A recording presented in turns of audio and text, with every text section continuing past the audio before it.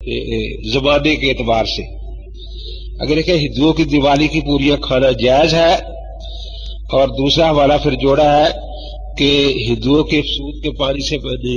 پلاؤ پانی پینا جائز ہے، اور آگے پھر یہ لکھا ہے کہ حضرت امام حسین کی سبیل کا پانی پینا جائز نہیں ہے۔ تو یہ بھی ایک دھوکہ ہے، گویا یہ ثابت کرنا چاہتے ہیں کہ ہم حضرت سیدنا حسین رضی اللہ تعالیٰ کو یہ سمجھتے ہیں کہ ان کا سبیل کا پانی اس سے بھی برا ہے۔ اصل بات اس کو مثال سے سمجھے کہ بکری حلال ہے، خنزیر حرام ہے، لیکن اگر کوئی بکری چوری کی ہو تو وہ حرام ہے۔ اس طرح کوئی اسی بکری کو حضرت حسین کا نام لے کر ذبح کرے، بسم اللہ اللہ کر کی بجائے کہے کہ اب بسم اللہ حسین، تو بریلوی بھی کہتے ہیں کہ یہ بکری حرام ہو گئی۔ اب ایک آدمی نے بکری کسی ہندو سے لی اور پھر مسلمان نے ذبح کی تو سب کہیں گے کہ اس کا گوشت کھانا جائز ہے کیونکہ مسلمان کا ذبیحہ ہے، لیکن ہندو کا ذبیحہ حرام ہے۔ اب کوئی یہ کہے کہ دیکھو اس مسلمان کی ذبح کی بکری یہ نہیں کھا رہا، حالانکہ اس لیے نہیں کھا رہا کہ وہ بکری چوری کی، اس لیے نہیں کہ مسلمان کی ہے، یا اس لیے نہیں کھا رہا کہ اس مسلمان نے یہاں بسم اللہ اللہ کو نہیں پڑھا، بسم اللہ حسین پڑھا ہے، بسم الحسین پڑھا ہے، تو اس لیے چونکہ اس سبیل میں یہ نظر غیر اللہ کی بات کرتے ہیں، اور نظر غیر اللہ کی دیت جو ہے یہ عبادت ہے، اور غیر اللہ کی بات شرک ہے، اس لیے اس کو منع کیا جاتا ہے۔ اور چونکہ کافروں کی حلوہ پوری جو ہے ان کا ذبیحہ حرام ہے، ایسی چیزیں حرام نہیں ہوتی، اس لیے اس بات پر یہ انہوں نے لکھا ہے۔ آگے جو عرف الجادی نظر مراد کے حوالے دیے ہیں یہ سرے سے ہماری کتابیں ہی نہیں ہیں۔ تو مقصد یہی ہوا کہ یہ جو کچھ ہے الزامات ہی الزامات ہیں۔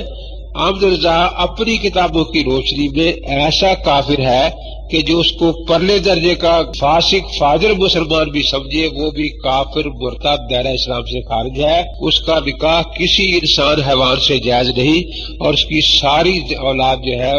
وہ ولد زنا اور حرام ہے، کیونکہ احمد رضا یہ کہتا ہے کہ جو حضور پاک کو معاذ اللہ چورا چمار کہے، بلکہ اس سے بھی ذلیل کہے،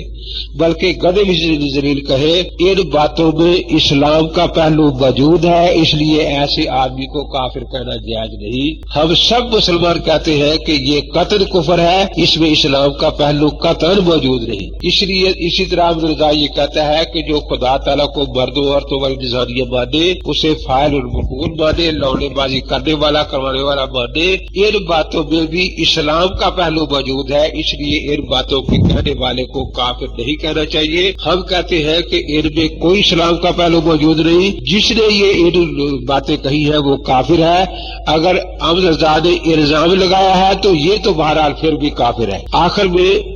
یہی ہے کہ مولانا تھانوی رحمۃ اللہ علیہ جن کو کافر کہا گیا ہے، مولانا تھانوی بھی تحریک آزادی کے ہیرو تھے، اور مسلم لیگ کو بھی ان لوگوں نے کافر کہا، اور ان کے کافر ہونے کی ایک وجہ یہ بھی بتائی کہ مسلم لیگ کافروں مرتدوں کی جماعت ہے، کیونکہ اس میں اشرف علی زندہ باد کے نعرے لگائے جاتے ہیں۔ اب جن لوگوں نے بھی انگریز کے خلاف تحریک آزادی میں یہ جہاد میں حصہ لیا، یہ لوگ ان کو کافر کہتے ہیں۔ ان بیچاروں کا اصل گناہ یہی ہے، چنانچہ حکومت پاکستان اور حکومت مسلم لیگ اس بات کو تسلیم کرتی ہے کہ علماء دیوبند کا پاکستان کے بنانے میں اتنا بڑا کردار تھا کہ جب مشرقی پاکستان میں پاکستان جھنڈا لہرایا گیا تو ایک دیوبندی عالم مولانا ظفر عثمانی رحمۃ اللہ علیہ سے کہا گیا کہ آپ یہ جھنڈا لہرائیں، اور مغربی پاکستان میں جب یہ جھنڈا لہرایا گیا تو مولانا شبیر احمد عثمانی رحمۃ اللہ کو کہا، جو دیوبندی عالم تھے، کہ آپ پاکستان کا جھنڈا لہرائیں۔ تو گویا مسلم لیگ کی حکومت خود اس بات کا اعتراف کر رہی ہے کہ پاکستان کے بنانے میں ان حضرات کا ہاتھ ہے۔ خلاصہ یہی ہے کہ یہ جو اشتہار تقسیم کیا گیا ہے، اول تو تقریباً 100 سال پہلے ان الزامات سے اپنی برات بھی ظاہر کر دی گئی، اور علماء حرمین شیخین کو حکم مان کے ان کے فیصلے کو مان لیا گیا۔ تو اب 100 سال کے بعد یہ گڑے مردے اکھاڑنے کی کیا ضرورت پڑی تھی؟ دوسرا یہ کہ صرف الزامات ہی الزامات ہیں، آج تک کسی عام دیوبندی نے بھی ان عقیدوں کا التزام نہیں کیا کہ واقعتاً ہم یہ عقیدے رکھتے ہیں۔ اس سے پتہ چلا کہ دیوبندی بریلوی اختلاف نہیں بلکہ مخالفت ہے۔ اختلاف میں دلیل پر نظر ہوتی ہے، مخالفت میں پروپیگنڈے پر نظر ہوتی ہے کہ اس آدمی کو بدنام کیسے کرنا ہے۔ اس لیے یہ حضرات دوسرے ملکوں کا اعلی کار بنے ہوئے ہیں اور ہمیشہ ہی ایسے ہی کرتے ہیں۔ چنانچہ جب پاکستان مشرقی پاکستان کا واقعہ پیش آیا اور اس کے بعد